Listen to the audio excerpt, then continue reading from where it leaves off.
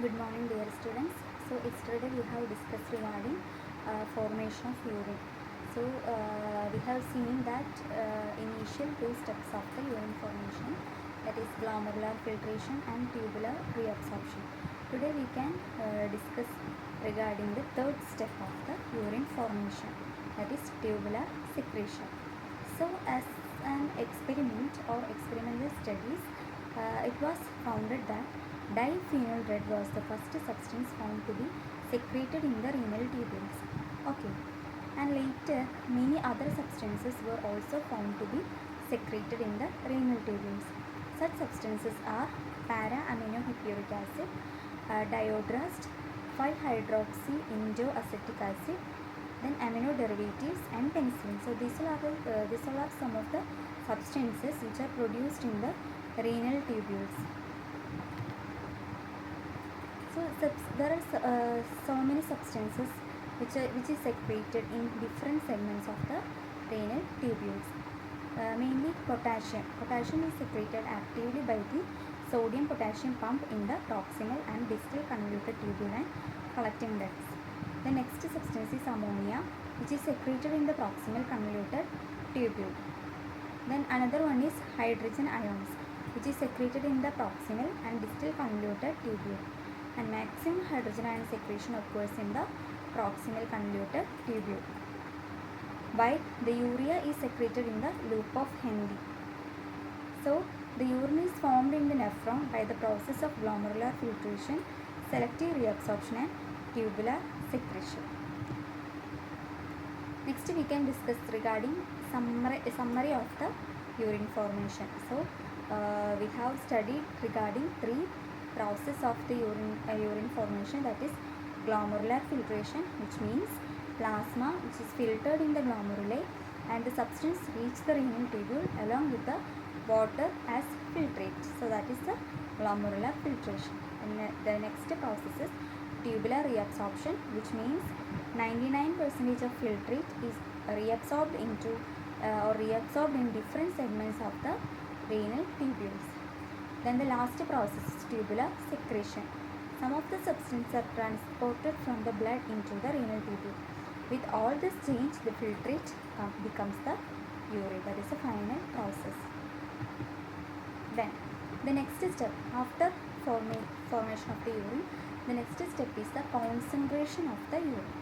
So then only the urine will be concentrated. The urine contains so many electrolytes, then waste products and all. So how this concentration of urine is happening? Let us look on that. Every day about 180 liters of glomerular filtrate is formed with large quantity of water. And if this much of water is excreted in the urine, body will face serious threats. So the concentration of urine is very essential. Okay, so we all know that glomerular filtrate, the normal range of the glomerular filtrate that is formed in every day is about 180 liter. So for excreting this all filtrate, so many water is also removed from the body of. So if this much of water is excreted in the urine, is what will be happen? Our body will face a serious dehydration or a serious crisis, water crisis. So the concentration of the urine is one of the important factor, one of the essential thing for preventing any threats due to the excess loss of water. Okay. Osmolarity of glomerular filtrate is same as that of plasma, and it is 300 milliosmol per liter. So the osmolarity of glomerular filtrate and plasmas are same. Okay, but normally urine is concentrated and its osmolarity is 4 times more than that of the plasma. Okay, we all know that the normal osmolarity of glomerular filtrate is 300 milliosmol per liter. So 4 times will be the concentration of urine. So which is 300 into 4, which is equal to 1200 milliosmol per liter. Then osmolarity of urine depends upon mainly two factors. First one, water content in the body, and the next one is antidiuretic hormone. So there are mainly two factors which affects on the osmolarity of the urine, water content in the body, and antidiuretic hormone. Then how a dilute urine is formed?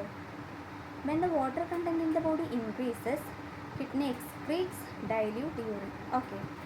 So as the water content within the body increases, the kidney can excrete dilute urine due to the excess water content in the body.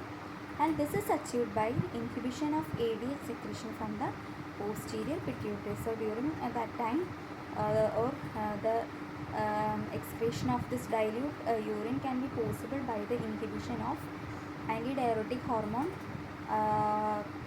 production in the posterior pituitary. So water reabsorption from the renal tubule does not take place, which leads to excretion of large amount of water. Okay, so as a result of this lack of ADH secretion, water reabsorption from the renal tubule does not take place, because ADH is one of the important hormone which helps in the reabsorption of water from the renal tubules. But here the production of ADH is inhibited, so that adequate water reabsorption will not be take place in the renal tubules. So what happens? There will be excessive loss of water through the urine. So more diluted urine will be excreted out. So that will make the urine dilute. Now how the concentrated urine is excreted?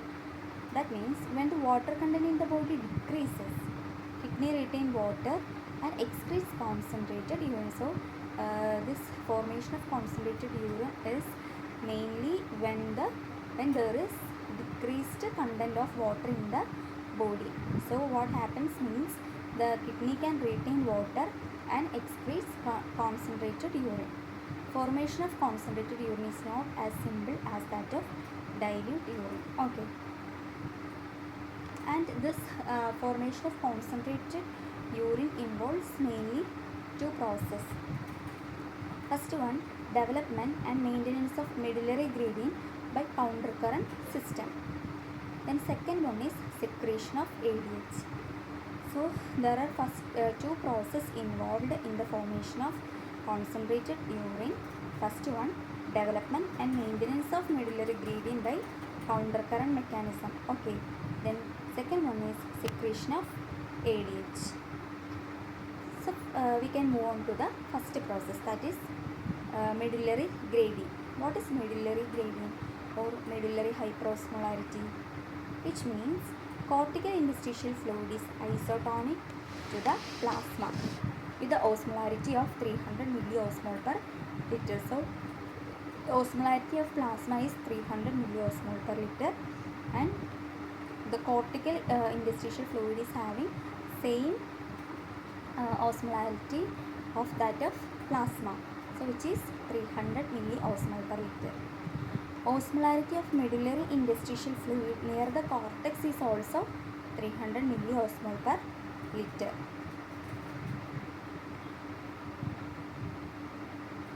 Then, however, while proceeding from outer part towards the inner part of the medulla, the osmolarity increases gradually and reaches a maximum at the innermost part of the medulla near the renal sinus. So when proceeding from the outer parts, that is outer medulla to outer cortex to inner medulla, the osmolarity gets increased, okay, gradually, and reaches maximum at the inner part of the medulla near the renal sinus. So when it reaches up to the renal sinus, the osmolarity will be increased. So here the interstitial fluid is hypertonic with the osmolarity of 1200 milliosmol per liter. അതായത് renal കോർട്ടെക്സിൻ്റെ മറ്റേ ഓസ്മോളാരിറ്റിയാണ് പ്ലാസ്മയായിട്ട് similar ആയിട്ടുള്ളത്.